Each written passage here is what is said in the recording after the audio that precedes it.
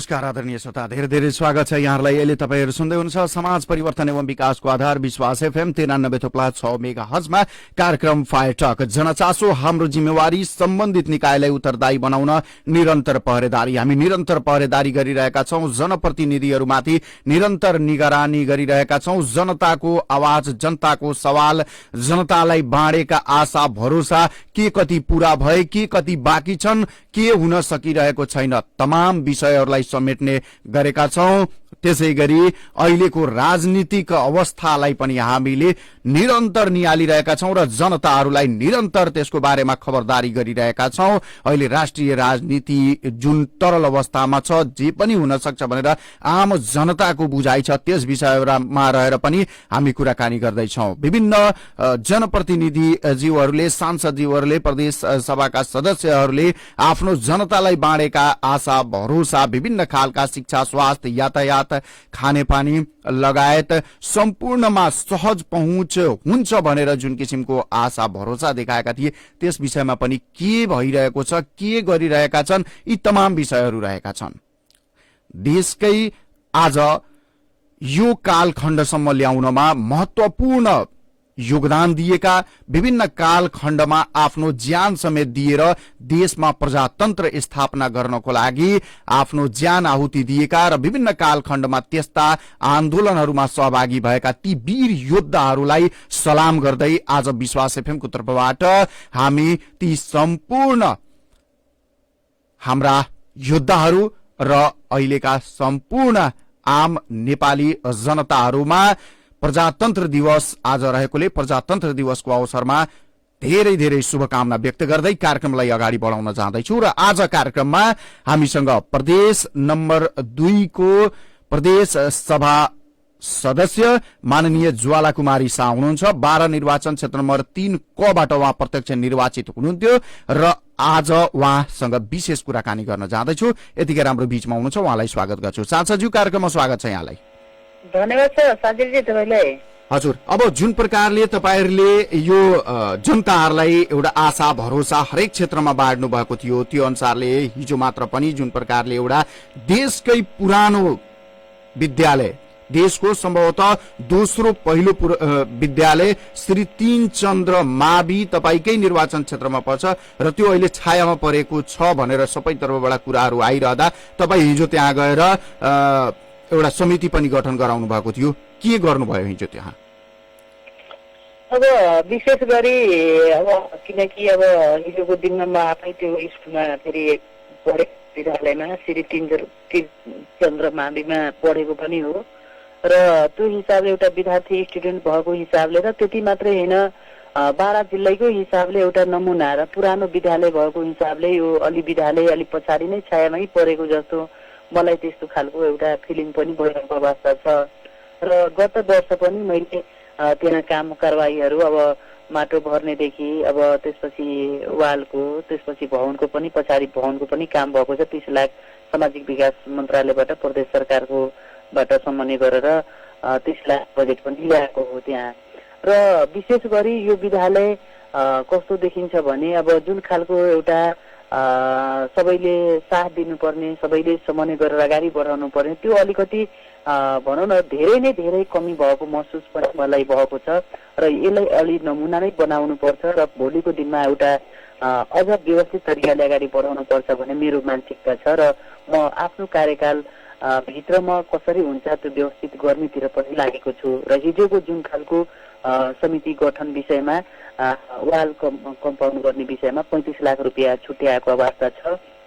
त्यो पनि आफ्नो संसदीय विकासभित्रबाट जुन खालको एउटा हिजो कार्य जुन एउटा निर्माण समिति बनेको छ र यसबाट मात्रै पुरा हुँदैनन्, पुरै विद्यालय एउटा सिङ्गो जुन खालको एउटा भवनहरूको जीर्ण अवस्था छ त्यति मात्रै होइन, विद्यार्थीहरूको जुन एउटा पठन पाठनको पनि समस्या देखिरहेको अवस्था छ र शिक्षकहरूको दरबन्दीको विषयमा पनि धेरै समस्याहरू पनि देखा परेछ।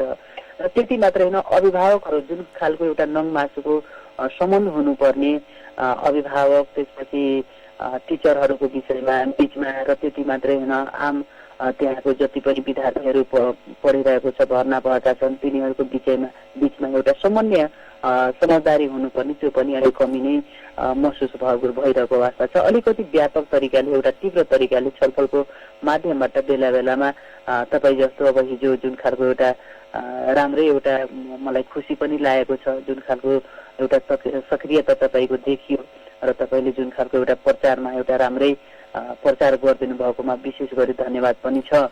ज्वालाजी, यो देशको तत्कालीन राणा प्रधानमन्त्री श्री तीनचन्द्र शमशेरको पालामा निर्माण भएको यो विद्यालय दरबार हाई स्कुल पछिको दोस्रो विद्यालय तर छायामा परेको छ, तपाईको आफ्नै क्षेत्रमा छ।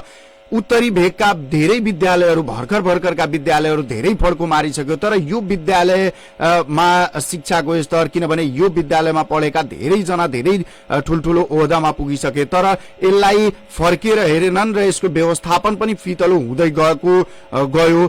किन पछाडि पर्दैछ, के लाग्छ यहाँलाई? यो विशेष गरी म के हेर्छु भने, हुन त यसलाई अब सबैले भनौँ न यो राजनीतिक बढी भयो कि भने मैले त्यो खालको मैले त्यो खालको अनुमान गरेको छु। किनकि शिक्षामा राजनीतिकरण गर्न हुँदैन। शिक्षाको हिसाबले राजनीतिकरणतिर गयो भने या पार्टीगत तरिकाले हेरियो भने पछाडि पर्छ, अवश्य पछाडि पर्छ। हामीले कुनै पनि हिसाबबाट यो शिक्षा, स्वास्थ्य, त्यसपछि खानेपानीको समस्या लिएर बाटोघाटो निर्माणदेखि सबै थोक यातायातको समस्या सबै हामीले निहाल्ने हो भने यो विषयमा हामीले राजनीतिकरण गर्न हुँदैन। राजनीतिक भन्दा अझ माथि उठेर पनि अगाडि बढ्नुपर्छ।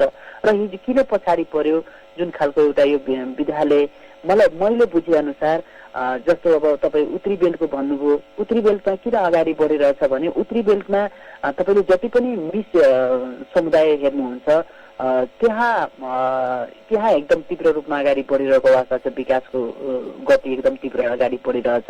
तपाईँ जति दक्षिण जानुहुन्छ त्यहाँ अलिक सुस्त तरिकाले कि जुन खालको एउटा स्पिड एउटा गति भनौँ न अगाडि बढ्नुपर्ने जुन हुनुपर्ने त्यो चाहिँ देखा परिरहेछ। तल चाहिँ अलिक कम बढ्न त काम त भइरहेको छ, काम नभएको होइन, तर जुन एउटा गतिमा अगाडि लानुपर्ने त्यो गतिमा लान नसकेको अवस्था छ। र तपाईँले भन्नुभयो अब जस्तो उत्तरी बेल्टमा अब जति पनि विद्यालयहरू छ होला, श्री तीनचन्द्र माविभन्दा पछिका विद्यालयहरू पनि छ, तर त्यो विद्यालयहरूलाई वास्तवमा त्यहाँ मिस क्वालिटीको हिसाबले त्यति मात्र होइन, जो टिचरहरू जति पनि टिचरहरू छ, जति पनि विद्यार्थीहरू छ, जति पनि अभिभावकहरू छ, त्यो समन्वय बेला बेलामा मिटिङहरू राख्ने काम पनि हुन्छ। उत्तरी बेल्टमा तपाईँले जति पनि निहाल्न सक्नुहुन्छ, पढाइ लेखाइमा बच्चाहरू स्कुल गयो कि गएन, यदि स्कुल गएको छ भने के विषयमा पढेर अध्ययन गरेर आएको छ भने लेखाजोखा पनि उत्तरी बेल्टमा मैले त्यो खालको अनुभव गरेको छु, फिलिङ गरेको छु। त्यो हिसाबले पनि अगाडि बढेको भने मैले त्यो खालको अनुमान गरेको छु। र त्यो हिसाबले हुँदाखेरि अलिक सजिलो पनि हुन्छ बढ्नलाई पनि, हरेक चिज पनि तत्कालीन र दीर्घकालीन योजना बनाउन पनि सजिलो हुने, हरेक चिज पनि सजिलो हुने। त्यस कारणले गर्दाखेरि तल अलिक कमी देखा परेको छ। अब श्री तीनचन्द्र माविकै हिसाबले भन्नु हो भने त्यहाँ कति मिटिङ बसिरहेछ या विद्यार्थी र टिचरको र हाम्रो अभिभावकको बिचमा समन्वय कतिको भइरहेछ त्यो पनि हामीले निहाल्न जरुरी छ। किनकि हामी अब त्यो निगरानीमा राखेर त्यसलाई एउटा निगरानीको साथ अगाडि सबैले सोच्यो भने मलाई जहाँसम्म लाग्छ यो पनि ढिलो हुँदैन, अब छिट्टै अगाडि बढ्छ भने म त्यो खालको अनुमान गरेको छु। र म आफ्नो ठाउँबाट केन्द्र सरकारबाट त्यति मात्र होइन, तीनटा सरकार छ, स्थानीय सरकार, प्रादेशिक सरकार, तीनटै सरकारको माध्यमबाट समन्वय गरेर म कसरी हुन्छ त्यसलाई कसरी व्यवस्थापन गर्ने, भवन जुन खालको जीर्ण अवस्था छ त्यसलाई कसरी एउटा पुरानोलाई भत्काएर एउटा नयाँ कसरी निर्माण गर्ने भन्ने त्यो खालको मैले, किनभने विद्यालयको संरचना यहाँले हेर्नुभएको छ, विद्यालयको संरचना धेरै नै जीर्ण भइसकेको अवस्था छ, पुरानो त्यत्रो भनौं सबैको एउटा त्यो विद्यालयलाई हेर्ने बित्तिकै यो धेरै ठूलो विद्यालय हो, धेरै पहिलाको विद्यालय हो भनेर सबैले गर्व गर्न लागेको थियो। तर अहिलेको अवस्था हेर्दा विद्यार्थीहरू पढिरहेको बेलामा यदि अलिकतिको रेक्टरमा पनि भूकम्पहरू आयो भने त्यो ढल्न सक्ने अवस्थामा छ, त्यसतर्फ कसैको पनि ध्यान जान सकेको छैन। यहाँको भनौं अब सरकारमा पनि यहाँहरू हुनुहुन्छ, तर त्यसको लागि के चाहिँ गर्नुहुन्छ? अब यसको लागि मैले भने नि जुन खालको तपाईँले भवन जीर्ण अवस्थाको देख्नुभएको त्यो भवनकै डिजाइनमा के साझेजी त्यो भवनकै डिजाइनमा केन्द्रबाट पनि मैले पहल गरिरहेको अवस्था छ, मन्त्रीजीसँग पनि खूब पहल भइरहेको अवस्था छ र केन्द्र जुन खालको त्यो भवनको नमुना छ नि, हिजोको जुन ऐतिहासिक भवन छ त्यो ऐतिहासिक भवनको ठ्याक्कै नमुना के त्यसको नमुना तयार पारेर सेम त्यही डिजाइनमा निर्माण गर्ने मेरो उद्देश्य छ। त्यो मिटाउन हुँदैन, त्यो जुन खालको एउटा चिनो छ त्यो चिनो चाहिँ मिटाउन हुँदैन, त्यही चिनोमा ठ्याक्कै अर्को नयाँ बिल्डिङ तयार गर्ने भनेर त्यो मेरो उद्देश्य छ र त्यो कसरी हुन्छ त्यो पुरा गर्नेतिर लागेको छु र म एकदम एउटा तीव्र गतिमा एकदम स्पिड तरिकाले त्यो नमुना नै बनाएर छोड्छु भनेर मलाई लागेको छ र मलाई सबैले मलाई जति साथ दिनुभएको छ त्यो सबैको बलबाट नै म किनभने कसैले पनि शिक्षामा राजनीति गर्नु हुँदैन, सबैले एक ठाउँमा उभिएर सदरमुकामको यो महत्वपूर्ण देशकै दोस्रो पुरानो विद्यालय यसलाई राम्रो बनाउनु पर्छ, नमुना विद्यालय बनाउनु पर्छ भनेर सबैको एउटा आम बुझाइ हुनुपर्छ। यसमा म आफै पनि पढेकोले पनि मलाई पनि त्यो किसिमको माया लाग्नु स्वाभाविक हो। तपाईहरू सम्पूर्णको स्थानीय जनप्रतिनिधिदेखि लिएर प्रदेश सभा त्यसैगरी संघका सदस्यहरूको पनि त्यसै किसिमको योगदान र त्यसप्रतिको रुचि हुन जरुरी छ र यसमा सबैको साथ हुन अत्यावश्यक देखिन्छ। अब मैले अर्को पाटोतर्फ तपाईलाई लान चाहे, भूमि सम्बन्धी समस्या समाधान आयोगको अब कुराहरू आउन थालेको छ। बारा जिल्लामा पनि यसको अब भनौं तपाईहरुले पदीय हिसाबले बाँडफाँड चाहिँ भइसकेको भनेर कुराहरू आइरहेको छ। भूमि सम्बन्धी समस्या आयोग बारामा के गर्छ? भूमि सम्बन्धी समस्या समाधान आयोग जुन खालको एउटा गठन भएको छ केन्द्रदेखि, जुन एउटा विस्तार 77 जिल्लामा भएको छ र म तपाईलाई के अवगत गराउन चाहन्छु कि बारा जिल्लामा गठन भइसकेपछि जो हाम्रो अब अम्बिका चौलागाईजी हाम्रो निजगढबाट हुनुहुन्छ, उहाँ अध्यक्ष हुनुहुन्छ। त्यति मात्रै होइन, विज्ञको रूपमा उमेश गुप्ताजी हुनुहुन्छ, चैनी गुरुङ महिला सदस्यबाट चैनी गुरुङ हुनुहुन्छ र विशेष गरी यसमा अब कर्मचारी स्थानीय सरकारको पनि कर्मचारी चाहिन्छ, जिल्ला समन्वय समिति को तर्फबाट पनि एउटा कर्मचारी चाहिने भएको हिसाबले, त्यति मात्रै होइन वनबाट पनि एउटा कर्मचारी र जिल्ला प्रशासनको तर्फबाट पनि कर्मचारी चाहिने र त्यो हिसाबले अलिकति कर्मचारीको अभाव देखा परेको अवस्था छ र यसलाई हामीले एउटा सूक्ष्म तरिकाले हामी अध्ययन गरिरहेका छौँ। कस्तो कुन कर्मचारीलाई ल्याउँदा अलिक छिटो अलिक फास्ट गर्न अगाडि पर्छ, किनकि बारा जिल्ला भनेको एउटा ऐतिहासिक जिल्ला हो। त्यति मात्रै होइन, हरेक चिजबाट पनि बारा जिल्ला जुन खालको एउटा विकासको हिसाबले मात्रै होइन हरेक चिजबाट पनि अगाडि बढिरहेको अवस्था छ र मान्छेहरूको पनि एउटा हरेक चिजबाट पनि विकास भइरहेको अवस्था छ। त्यसकारणले गर्दा बारा जिल्लाले एउटा छुट्टै तरिकाले राज्यले हेर्नुपर्छ भने हाम्रो दबाब छ र केन्द्रले छुट्टै तरिकाले हेरिएको पनि छ, नहेरेको होइन। किनकि बारा जिल्ला नहेरिया भए सायद अन्तर्राष्ट्रिय विमानस्थलदेखि या बारा जिल्लामा फास्टट्याग निर्माणको कामदेखि, त्यति मात्रै होइन औद्योगिक क्षेत्र, त्यति मात्रै होइन हुलाकी रोडदेखि हरेक करिडोर बाटोहरू जुन खालको एउटा तीव्र रूपमा अगाडि बढिरहेको अवस्था छ। सायद सरकारले, केन्द्र सरकारले सायद राम्रैसँग प्राथमिकता दिएको होइन, बारा आफैमा पनि प्राथमिकतामा परेको हो, तर यहाँ विभिन्न खालका राजनीतिक उतार चढाव यो पनि छँदैछ। यसलाई चाहिँ चल्दै बाराको विकास हुनुपर्छ, तर जुन प्रकारले सरकारले एकातर्फ चुनावको घोषणा गर्छ, अर्कोतर्फ यस्ता आयोगहरूको अब जिल्लामा जुन प्रकारले यो आयोगको अध्यक्षहरू जिल्लामा र सदस्यहरू चयन गरिरहेको छ, यसले त अब चुनावमा पक्कै पनि यो खालको यो आचार संहिता विपरीतको कुराहरू हो। चुनाव घोषणा गरिसकेपछि यस्तो विस्तार हुनु हुँदैन भनेर। र अर्को पनि कुरा हिजो मात्र मलाई के आएको छ भने मालपोत कार्यालयका एकजना विज्ञले पनि मलाई के भनेका छन् भने यी त अब तलब खान र आफ्नो राजनीति गर्ने उनीहरूको लागि राजनीति गर्नको लागि र उनीहरूलाई एउटा संरक्षणको लागि मात्र यो गर्दैछ र यसमा जो आयोगका अध्यक्षहरू हुनुहुन्छ, सदस्यहरू हुनुहुन्छ, उनीहरू अब कमाएर अरबौं खरबौंपति बन्ने भए भन्ने खालका कुराहरू आउँदैछ। यसलाई कसरी नियन्त्रण गर्नुहुन्छ तपाईहरू? सुन्नु साझेजी, कस्तो हुन्छ नि, बढी भरम फिजाउने काम भइरहेछ कि हामी काम भन्दा पनि भरम फिजाइदिने, त एकअर्कालाई मैले त्यही भने नि, एकअर्कालाई देखि नचाहने, एकअर्कालाई सहयोग नगर्ने त्यस्तो खालको मान्छेहरू पनि जन्मिँदो रहेछ कि यो दुनियाँमा संसारमा यदि त्यतातिर पछि लाग्ने हो भने हामी केही पनि गर्न सक्दैनौँ जस्तो मलाई त्यस्तो खालको फिलिङ हुन्छ। किनकि हामी पछि लाग्न हुँदैन, हामी आफ्नो दिमाग र आफ्नो डिसिजनले हामीले कुन कामलाई प्राथमिकता दिने हो, पहिलो काम कुन हो र हाम्रो दोस्रो काम के हो भने तेस्रो काम के हो, त्यसरी हामी नम्बर वाइज गरेर हामी अगाडि बढ्न सकिन्छ नि। त्यसले गर्दाखेरि कस्तो हुन्छ भने मालपोतको कर्मचारी पनि त्यस्तै खालको अलि भनौँ न, मालपोत र नापीको कर्मचारी त अनिवार्य भइ नै हालिन्छ त्यसमा। र रह्यो कुरो चाहिँ हामी कर्मचारी अघि पनि भनिसके, कर्मचारी एउटा तीव्र गतिमा के त्यस्तो स्पट गतिमा काम गर्ने। तपाईँले भन्नुभयो आचार संहिता लागू भइसकेपछि काम के को लागि, यो सबै कमाउको लागि भने त्यो होइन।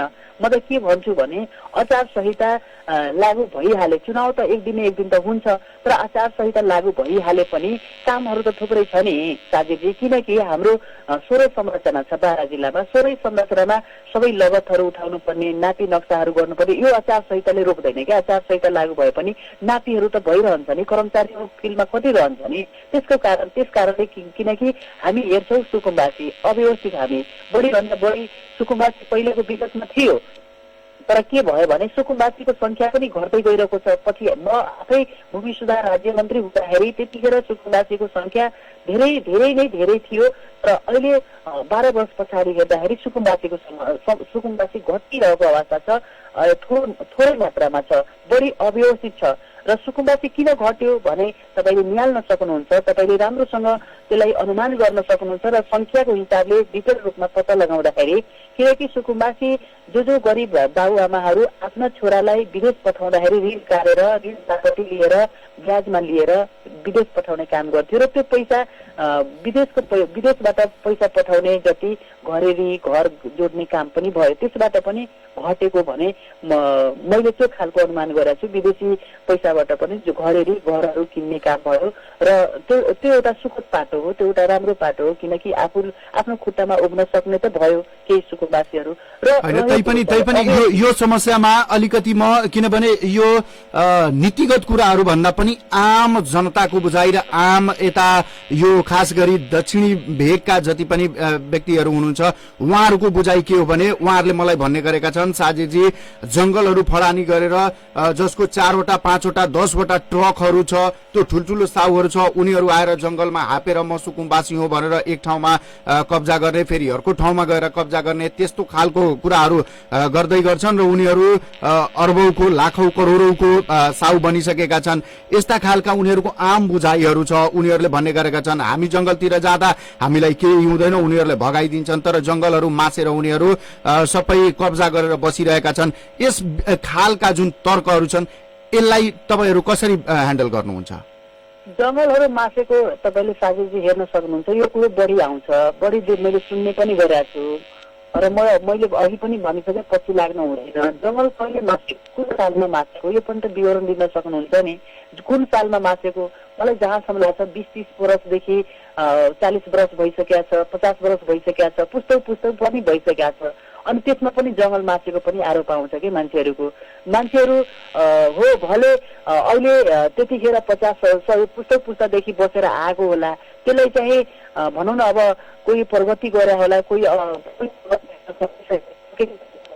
त्यस्तोमा गरी खाने र गरी नखाने वर्ग पनि भित्र होला कोही व्यक्ति।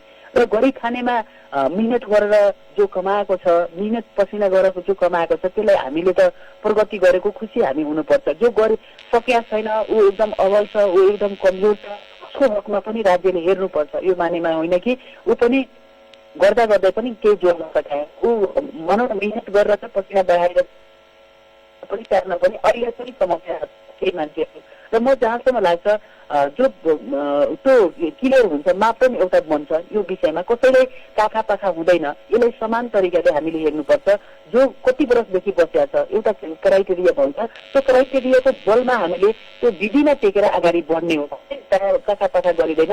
र जसको एक दूर जग्गा छैन, अहिले पनि एक दूर जग्गा छैन, ऊ एकदम भूमिहीन छ, ऊ एकदम सुकुम्बासी छ, उसको हकमा पनि हामीले के गर्ने हो भने हामीले त्यसको तथ्य हामीले एकदम 3 पुस्ता हामीले लिने हो, त्यसको विवरण लिने हो। लिइसकेपछि हामीले त्यो खालको एउटा मापदण्ड छ, त्यसको एउटा कार्यदल बन्छ, कार्यदल बनिसकेपछि त्यसको छानबिन हुन्छ, छानबिन भइसकेपछि एउटा प्रक्रियामा अगाडि बढ्छ। र गाउँमा कतिजना निस्किरहेछ, त्यस्तो व्यक्तिहरू कतिजना निस्किरहेछ, यदि 10 जना 12 जना कतिजना निस्किरहेछ, यदि निस्किने व्यक्तिहरूको हकमा राज्यले नहेर्ने कुरो होइन। हेर्नेको लागि त्यो भूमि सम्बन्धी समस्या जुन खालको एउटा सम्बन्धी समस्या समाधान आयोग जुन एउटा गठन भएछ त्यसैको लागि हो नि त। विशेष विशेष गरी सुकुम्बासीको समस्या हल गर्ने गरी, विशेष गरी अव्यवस्थित समस्या समाधान हल गर्ने गरी नै यो समस्या जुन खालको एउटा गठन भएको छ यसले एउटा क्राइटेरियाको विधिमा एउटा टिकेर अगाडि बढ्ने कुरो हुन्छ।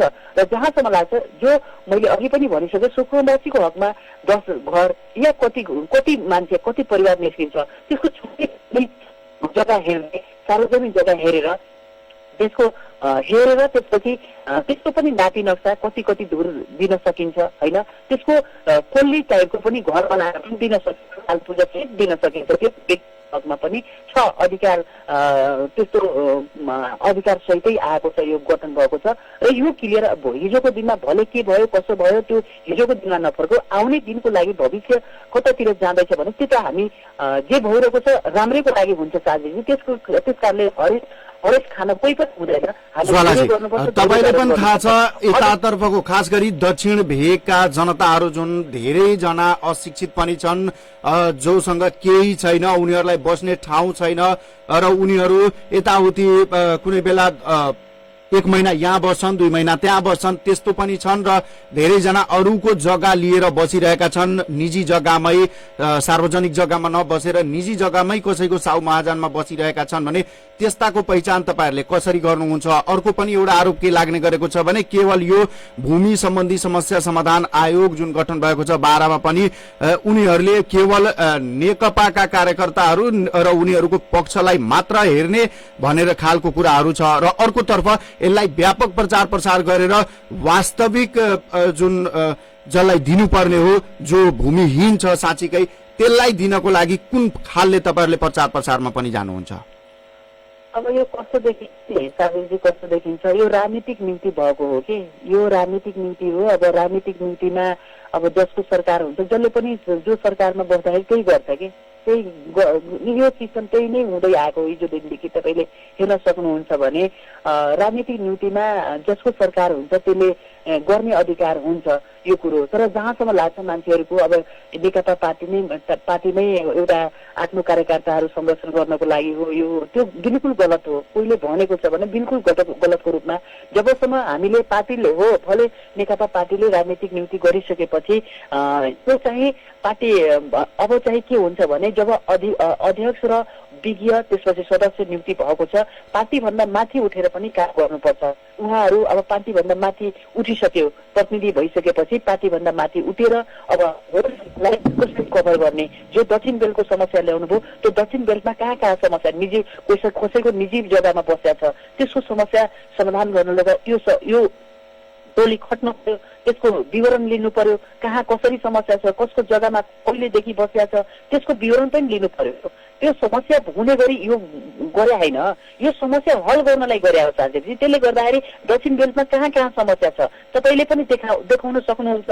तपाईँ पनि पत्रकार हो या म पनि एउटा प्रदेश सांसद भएको हिसाबले सबैको दायित्व बन्न जान्छ, आम सुरक्षा कर्मीको पनि दायित्व बन्न जान्छ, आम नागरिकको कर्तव्य हो यो। त्यसले गर्दाखेरि हामी सबैजना सहयोग गरौँ। हामी सबैजना सहयोग गरेको ठाउँमा भले सहयोग गरेन भने त्यो बेलामा हामी भन्न सक्छौँ यहाँ सहयोग भएन है भने खालको तपाईँले पनि त्यतिखेर औला ठडाउन सक्नुहुन्छ, अधिकार छ, सबैको अधिकार छ। त्यसले गर्दा हामी काम गरेर देखाउने हो, कामबाट काम देखाउने हो। जो व्यक्ति भए पनि हामी कामको प्रभावकारी हेर्ने हो। पछि के छ कामको समीक्षा प्रगति के भइरहेछ भने तपाईँहरू बेला बेलामा झकझकाउने हो। पत्रकारहरू त एकदम सक्रिय यसमा हुनुपर्छ मेरो सुझाव। त्यसले गर्दाखेरि दक्षिण बेल्टमा जहाँसम्म लाग्छ जस्तो अब सुरण गाउँपालिकामा पनि समस्याहरू हो, सुरण गाउँपालिकाको समस्या देखिरहेछु, यता पसरौताको नगरपालिकाको समस्या देखिरहेछु, यता सिमरनगढको पनि समस्या देखिरहेको छु, मैले नदेखिने होइन।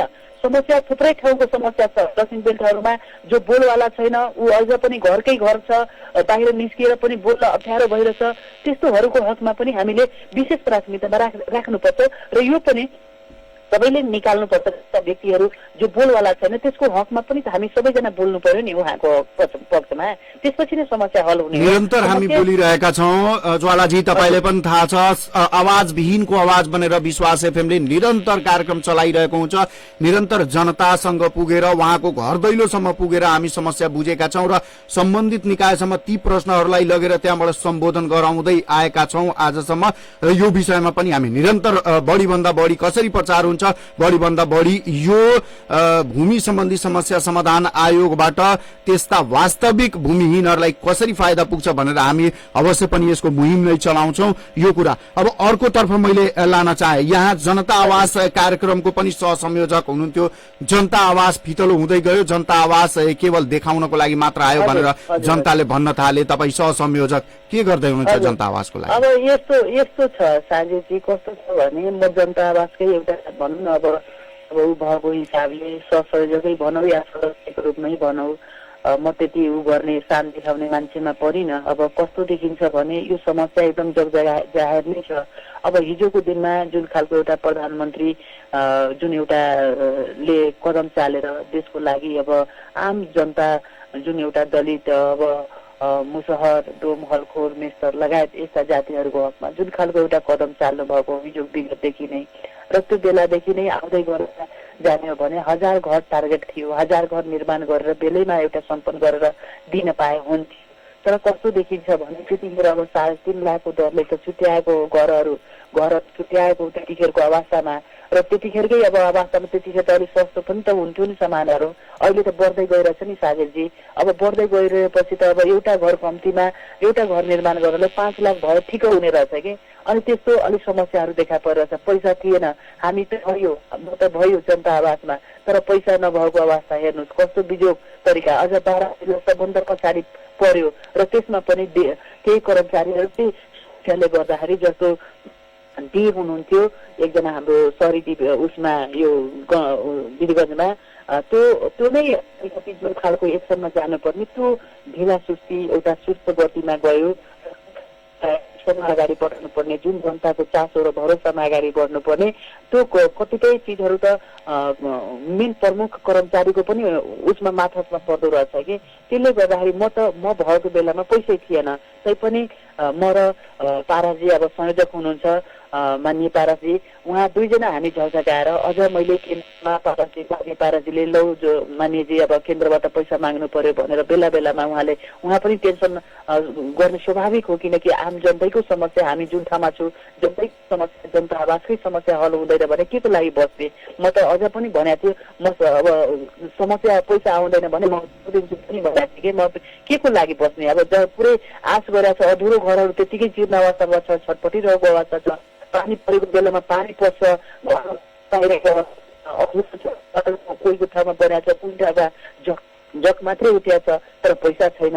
यस्तो अवस्थाको सिन मलाई साह्रै डरलाग्दो लाग्यो। त्यसपछि म केन्द्रमा दबाब दिइसकेपछि प्रदेशमा पैसा पठाउनु भयो, प्रदेश पठाइसकेपछि फेरि प्रदेशमा दबाब दिनु पर्यो, प्रदेशबाट फेरि अहिले जुन खालको अधुरा घरहरू अहिले सम्पन्न हुँदैछ साजिदजी, र फेरि नयाँको हकमा फेरि पनि पैसा हामीले फेरि अब थप्ने प्रक्रियामा अगाडि बढ्दैछौँ र मलाई लाग्छ नयाँको हकमा पैसा आइसकेपछि एउटा सूचना टास गरेर अगाडि बढाउने प्रक्रियामा छौँ। किनकि अहिले त शहरी विकास मन्त्री अब प्रभु शाहजी हुनुहुन्छ, उहाँलाई पनि मैले बेला बेलामा दबाब दिइरहेको अवस्था छ र छिटै उहाँ एउटा भनौँ न छिटै नै अब गर्छु भनेर भन्नुभएको छ र हामी एउटा दबाबकै प्रक्रियाबाट अगाडि बढिरहेको अवस्था छ। किनकि कतिपय चिजहरू कार्यान्वयन गर्ने बेलामा हामीले समस्या एकदम प्राविधिक हिसाबबाट पनि समस्या भइरहेछ साझेजी, हरेक चिजबाट पनि समस्या अनुसार बनाउन सक्छ। तपाईँको पनि अब यो बेलामा यो हुन पाए, यो बेलामा यो हुन पाए भने मन त सन्तुष्ट हुन्छ नि, तर हामीले पनि त्यस्तै लागिरहेछ। यो बेलामा यो गर्न पाए, यो एउटा यो सालमा अधुरा घरहरू सबै बनाएर सम्पन्न गरेर वितरण गर्न पाए। तर मैले के भनेको छु भने अहिले नयाँको हकमा कम्तीमा एउटा घर 5 लाख बराबरको राम्रो हुन्छ कि। किनकि हिजोको 3.5 लाखको जुन थियो त्यो 3 लाख 3.5 लाख भन्दा अहिले 5 लाखमा गऱ्यो भने एउटा राम्रो सुन्दर घर एउटा निर्माण हुन्छ। किनकि हामी सबै अब राज्यले त ठेक्न त सक्दैन, त्यो कुरो पनि जगजाहेर छ। तैपनि जे हामी जे दिन्छौँ ठोस तरिकाले हामीले निर्माण गरेर दियो भने अझ प्रभावकारी हुन्छ, अझ सुनमा सुगन हुन्छ भने मेरो चाहिँ त्यो खालको उद्देश्य छ र त्यो खालको हामी लागि परेका छौँ र मलाई लाग्छ छिटै अब प्रक्रिया अगाडि बढाउँछु साझेजी। हजुर ज्वालाजी, तपाईँले आफ्नो अमूल्य समय दिनुभयो विश्वास एफएम को यो कार्यक्रमको तर्फबाट सम्पूर्ण टिमको तर्फबाट यहाँलाई धेरै धेरै धन्यवाद। तपाईँलाई पनि धेरै धेरै धन्यवाद छ साझेजी, धेरै धेरै धन्यवाद। बेला बेलामा सब गर्छ त्यस कारणले धेरै विशेष धन्यवाद छ। हस्त धन्यवाद। आदरणीय श्रोता, उहाँ हुनुहुन्थ्यो प्रदेश सांसद माननीय ज्वाला कुमारी शाह। उहाँसँग हामीले विशेष कुराकानी गर्यौं। भोलि फेरि यही समयमा फरक विषय लिएर उपस्थित हुनेछौं। निरन्तर हामी जनताको आवाजलाई लिएर सम्बन्धित निकायसम्म पुर्याउने गरेका छौं र त्यहाँबाट सम्बोधन गराउने प्रयास गरिरहेका छौं र हामी निरन्तर यसै गरी लागिरहनेछौं। तपाईहरूको पनि कुनै किसिमको समस्याहरू छ भने हामीलाई भन्नुहोला। 053551404 हाम्रो स्टुडियोको नम्बर हो। यो नम्बरमा फोन गरेर त्यो विषयलाई भन्नुभयो भने हामी त्यो विषय माथि पनि छानबिन गरेर त्यो विषयसँग सम्बन्धित व्यक्तिहरूलाई ल्याएर तपाईहरूको समस्या समाधानको लागि उहाँहरूको आवाजलाई, उहाँहरूको कुरालाई हामी सम्बोधन गराउने प्रयास गर्नेछौं। अहिलेको लागि म साजिर मन्सुर बिदा हुन्छु। सुन्दै गर्नुहोला विश्वास एफएम 93.6 मेगाहर्ज। नमस्कार, शुभ दिन।